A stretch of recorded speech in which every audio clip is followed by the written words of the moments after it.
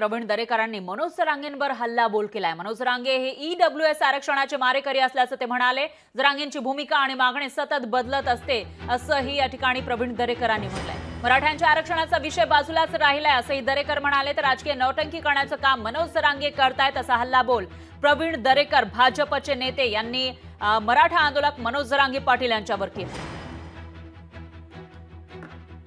मनोज जरांगे हाच खरा ईडब्ल्यूएस आरक्षणाचा मारेकरी आहे। पहिलं ईडब्ल्यूएस संबंधात घेतलेली भूमिका आणि आता त्यांची असलेली मागणी यावरून त्यांचे बदलते रंग या ठिकाणी दिसत आहेत।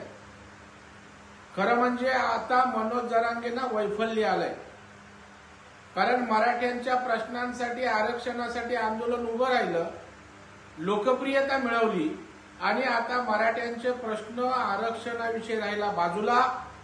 केवळ राजकीय नौटंकी करण्याचं काम मनोज जरांगे या ठिकाणी करताना दिसत आहेत आणि त्याच्यामुळे मराठा समाजाचा प्रतिसाद आता कमी कमी व्हायला लागलाय, ओसरू लागलेला आहे। लोकशाही मराठी ऐका, पहा, जागरूक रहा।